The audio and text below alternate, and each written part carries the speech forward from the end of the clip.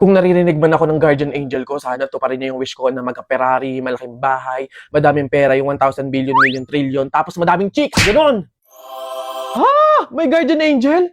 Pumunta ka ba dito para to pa rin yung wish ko? Bago ko to pa rin ang wish mo, kailangan ko munang i-check yung background mo. What?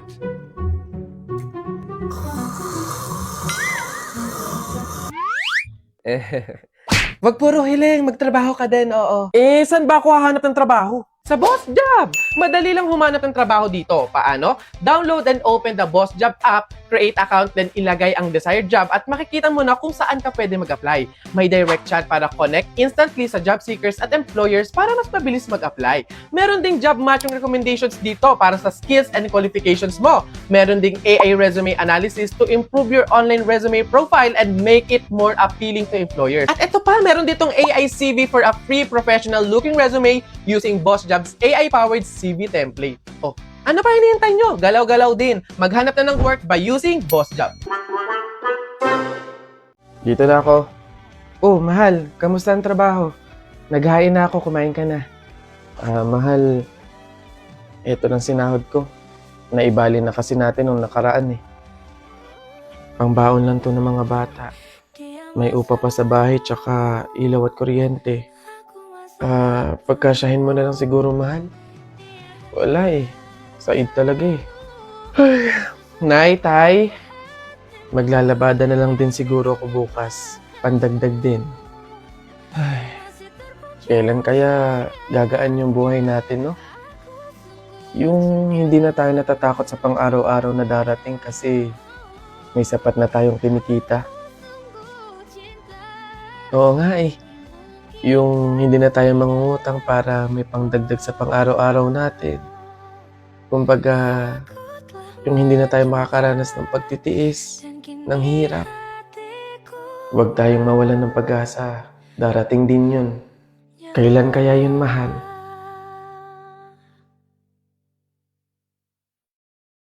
Guys, holiday na oh. Set naman tayo ng outing. Launang trip. Mga December 22. Feeling ko free naman ako that day. Check ko yung sa akin. Ang meet up sa terminal ng 5 a.m. Pustahan, hindi na matutuloy. Subok na kayo ng panahon. Saksi ko mga plano yung drawing. Ikaw na lang mag-set ng outing. O ngayon na tayo umalis. Paano yung babaunin natin? Mga foods like chips, drinks, lalo na yung mga utensils. O paano yun? Meron akong katulong pagdating sa mga last minute ganap na ganyan. Sagot ako ng GrabMart sa preparation. Lalo na ngayong holiday season, meron silang pa-sale at promo. Up to 50% off sa mga selected na holiday handa needs. Pwedeng ipa-pick up or ipa-deliver yung pinamili. Iwas siksikan tsaka pila sa counter. Hassle-free talaga. La Union Trip, let's go! Uy, babe! Kala ko ba magboborakay tayo this December? Holiday season na oh. Ano na? Babe, hampas lupa pa ako ngayon. Short nga ako. Side na nga. Next time na lang.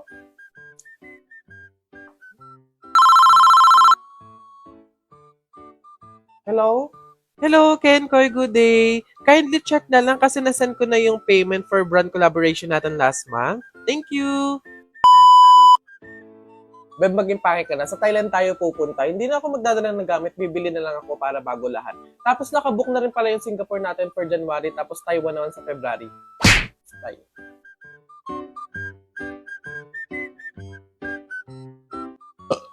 Beb, magkano ang bag ko sa food? Ay, ang OA! Ako na to! Ay, hindi. Okay lang. Mag-aambag ako. Ano ka ba? Sagot ko na to. Gift ko na sa'yo, ganun. Hindi naman ganun laking kabawasan. Ito naman. Babe, grabe ang pinamili mo. Ang mahal pa. Bibili ka ng brief 19,000? Ang gastos mo, day.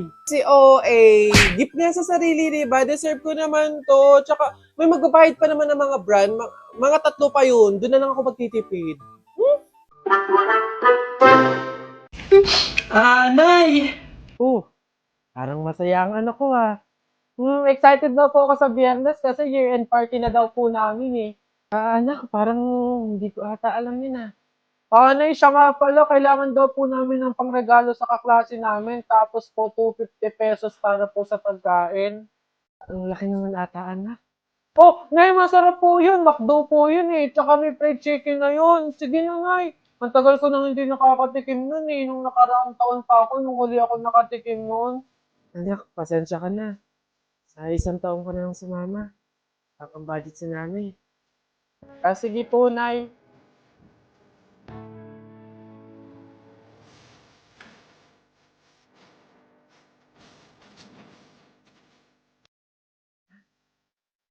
Nak, gising na.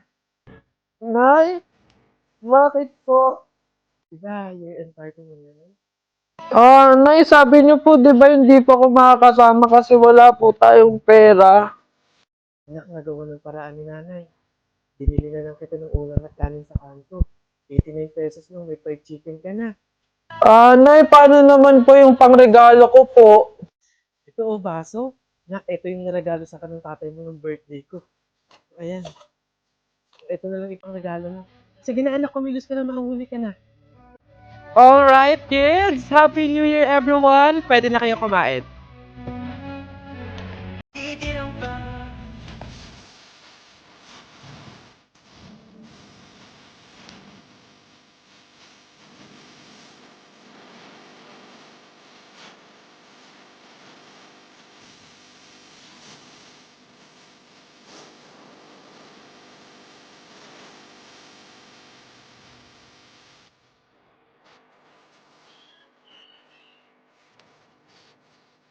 Salamat, Nay.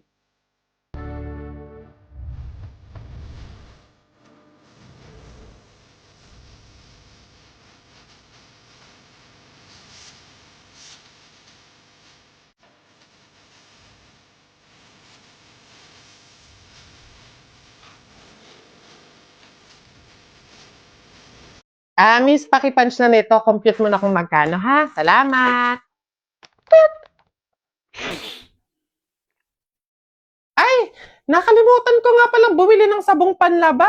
Teka nga, bibili ako, nak. Diyan ka muna, bantayan mo. Lo, Nay, bilisan nyo, ha? Mm, Lo, 500 na to, ah. Nasaan ba si nanay? Wala akong pambayad dito. Be, 1,300 lahat. Teka lang, wala pa si nanay. Ay, ang dami. Naku, nak, thank you, ah. Pinag-grocery mo si nanay. Naku, excited na ako magluto ng mga ulam. Psst, wala yun, nay. Ay, nakalimutan ko po pala bumili ng pabango. Diyan muna kayo, nay, bibili ako. Hala, nak, paano to? Patapos na, oh. Opo, saglit lang ako.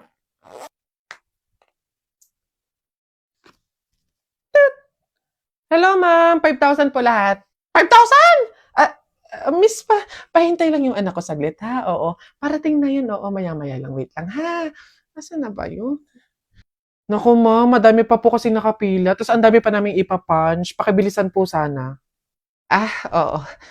Miss, pwedeng, teka lang naman. Oo, saglit lang. Parating na yung anak ko. Siya yung magbabayad, eh. Oo. Parating na yun. Teka lang. Oo, maya-maya. No? Nasaan ka ng bata ka? Malilintikan ka talaga sa akin pag uwi. Wala akong pang-abono dito. Oo.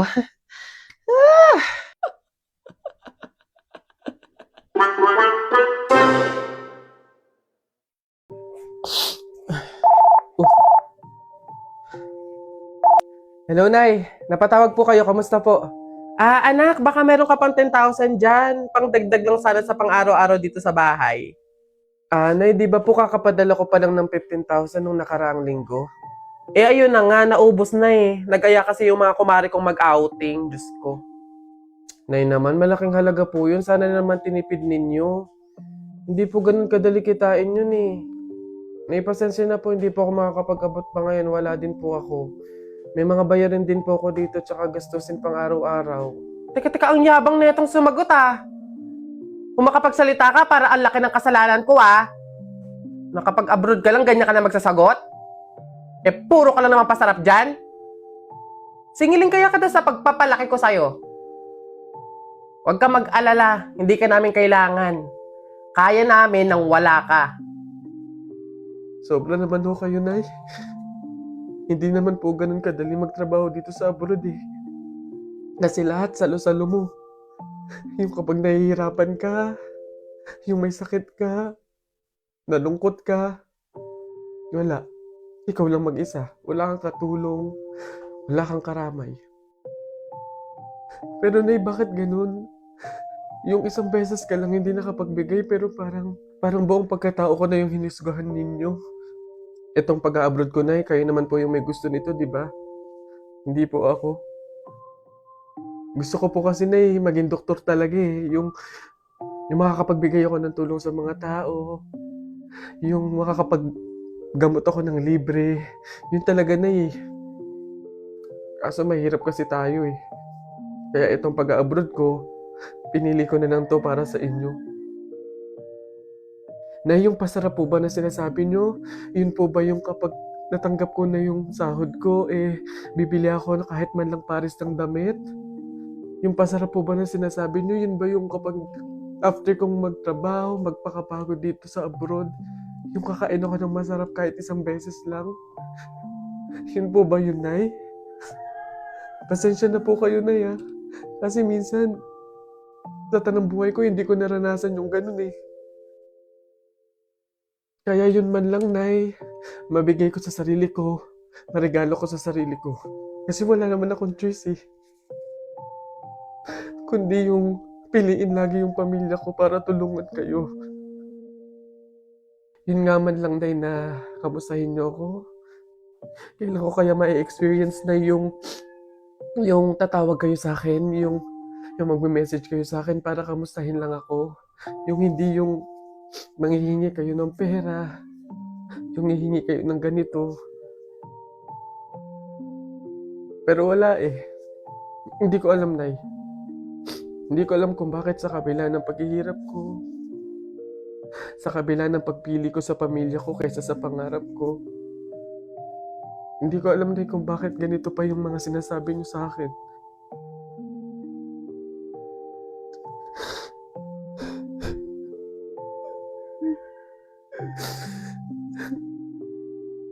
Hoy, Jepoy! O, magkano yung naging pera mo nung bagong taon? O, madami ako naging pera. O, nung nagpanabog sa amin ng barya, madami akong napulot eh. Tapos meron pa akong 250, 100. Ano, panis? Ba't ang yabang mo dyan? Meron din naman akong ganyang pera. O, meron pa nga ako 1,000 eh. Ano, panis? Ikaw wala. At iipunin ko pa nga ito eh, para may pangbili ako ng mga gamit sa school, may pambaon ako. Ano, makakatulong ako kina nanay at tatay. Lalo sa akin. Lalagay ko pa nga sa akin sa alkansya eh, para maipon ng maipon, dumami ng dumami yung pera ko eh. Scramble! Oh, bili na kayo scramble! Uy, scramble! Tara, bili tayo! Tara! Tapon! Uy, Jepoy, tara, barilan na tayo, may pellet gun na ako, bili to ng tatay ko eh, barilin pa kita sa mukha eh. Ba't yun yung binili mo? Ang pangit naman yan, ang liit-liit, hindi na uso yung mga ganyang pellet na maliit eh. Dapat ganito na lang yung mahaba kasi konting ganun mo lang, tapol agad. Yung ganyan yan ata yung nangangain ng bala. Duwag ka lang. Eto, kahit maliit to, mahal to, 500 plus. Yung sa'yo, baka ngayon yung nilalako-lako eh, yung mga sa kanto-kanto lang nabibili eh. Yabang-yabang, hampas ko to sa'yo eh. Tara na, barilan na, shoot mo na yung mga shield mo. Tapulin mo ngayon tayo ng baka. Sino bang maingay na eh? Hoy, umuwi-uwi nga kayo sa inyo. Pag kayo nakabulag at naka-hospital, pa sasabi ko talaga sa inyo. Uy, ang babantot ninyo, ha? Ano ba yan? Barilin ko bintana nyo dyan eh.